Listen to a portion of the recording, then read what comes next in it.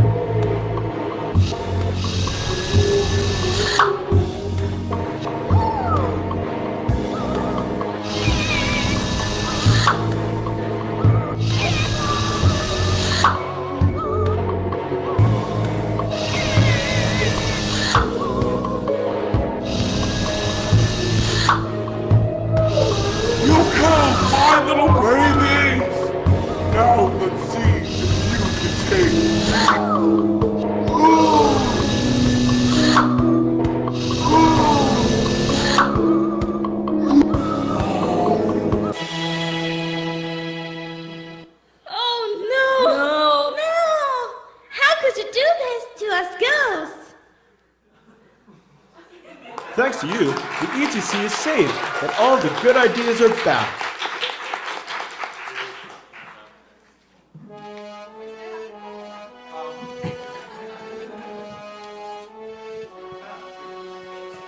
All right, Mike, Employee of the Month. Let's find out some predictions. By the way, I love the little ghost details on the envelope.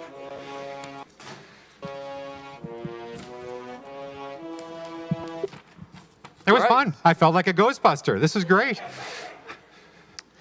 Prediction 1, the guests will look around the room and notice the ghosts. Absolutely. I was looking all around. There was a lot of looking around going on.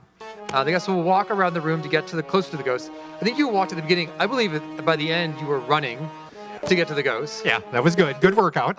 And then guests will suck up ghosts by aiming the vacuum. Yes, absolutely. The vacuum noise was really good, so I knew to dwell on the target. That was good. Yeah, so let's talk through this a little bit, Mike. Who were you in this world? So I was a Ghostbuster. I had to save Drew and everybody else up on the 5th floor, make sure I caught all the ghosts down here. The RPIS, that context worked because I know the ETC, so I knew we were in the RPIS. I had to get the ghost before they disappeared high. That was probably the only thing that fooled me a little bit because I knew the 5th floor is up there. I thought there'd be more ghosts from like here up, but most of the ghosts were from here down. But there was a little, real minor thing. I looked up a lot, and by the end I knew I didn't have to look up. I could just stay looking down. Would the ghost go up? The ghost will go up. They spawn like really low. Oh, so I was good. I grabbed them early. I grabbed them when they were spawning. Good. Good about it. So it goes to the up this low, but you kill them at the beginning. And this is an interesting thing about crafting guest experience, if one of the things that you want the guest to understand is if you're too slow, they will rise into the air and you'll be able to catch them. If they just pick up on it and go quickly, they might never get that feedback. And it's just, I mean, you understood it because the story set it up, which was, I think, a really good choice to set it up. But it's kind of a question of how do you give the guest a sense of stakes that if they don't do this, this thing will happen. And it is a relatively common, like, soft failure of the guest is too good, so they never learn what failure looks like, so they're never really that worried about failure. But I mean, to the credit of the world, like, you knew what to do, knew how to do it, and it seemed like you had a sense of how to do it decently well, too. Yeah, and the nice thing, I liked that the ghosts changed from kind of a static blobby one to one that looked like it can escape, that had more arms, it was more withery. I don't know if it really was evading more, or I just, in my head, thought, oh, that ghost is evading more, and I have to stay constant with the vacuum on it to really suck it up. But just changing the art, at least put in my own head a story that, oh, there's different kinds of ghosts. Some are kind of bigger and lazier, and others are more wispy and they'll move around. And of course, the purple boss at the end was the different one. So how did you know how to defeat the ghosts? The vacuum sucking noise was really important, that I knew to go to it. I didn't feel like there was a trigger when I was there on the ghost and it was a sucking sound like a vacuum cleaner. It's like, oh, okay, dwell on it. It then popped. It's like, oh, I sucked it into my Ghostbuster machine. We're good. And I think this is a really strong example of indirect control through interface. Like, this physical prop, this world would be very different if you didn't have the prop. Absolutely. I think early on you were asking about how to hold it. I think the team mentioned like a cannon or something like that. But just the physical nature restrained like your options. And I think it became really clear, like the visuals matched up and you use it. And then absolutely the feedback of the audio and the visuals and that popping sound and like the ghost sort of popping and like the effect was a really lovely just combination of feedback that I don't think anyone in the room was confused about when you successfully sucked in a ghost and made that work. Yeah. The art and the sound really worked to deliver that moment. And the mechanics are right. I had to be on the ghost before anything triggered. So all of you worked together to get that to work. There was a final escalation to this world. Can you talk through like what that final battle was like? So the final boss looked different. And he made more noises, maybe even more human noises. So it's like really trying to evade. So even though there was still at least one other ghost in the room, I decided not to play with anybody else except suck up the purple ghost. And how would you describe like that ghost in terms of like defeating it? What did you have to do? I felt I had to dwell on it longer, that its evasion was stronger than the rest.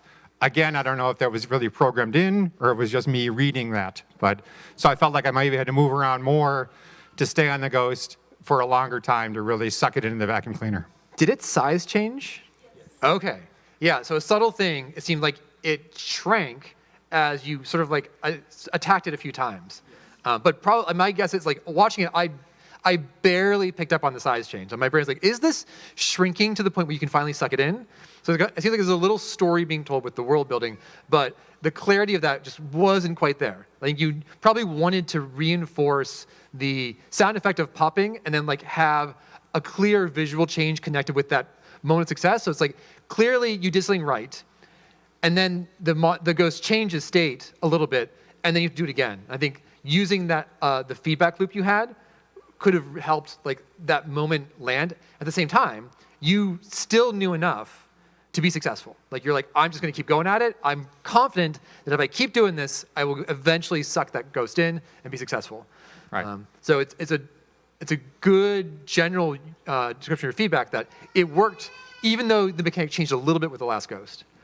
And watching it, like a very active world, really used the space well. I think that the use of the RPIS was a great touch. Sort of gave it some reality. So it's a really strong mix of virtual and physical and all that stuff. The one thing I would look for is it did seem like you had just two types of ghosts. And I would wonder, like, how do you mix it up a little bit more? Because like you were doing well enough that they all stayed near the floor, and the ghost that evaded more was a nice escalation. And I was like, you have so much working, like you have now room to play with the mechanics. And I think this world could definitely expand. Like you could definitely add different moments with ghosts and like just use the cannon, like the ghost vacuum cleaner, in different ways, and the world would accept it really well. So I think really solid pieces all around. Scale of 1 to 10, feeling of freedom. How much freedom did you have? Yeah, so I felt 9. I really did move around the space. The only thing I learned relatively early was, oh, I don't need to look up anymore. So that was the only thing I would fix. If I'm getting everybody spawning low, start spawning in the middle or even spawning high. And then you'd get me to use all 3 dimensions. That I did this, X, Y really well, just not vertical as much. Cool. All right, thank you, Mike. Good work, team.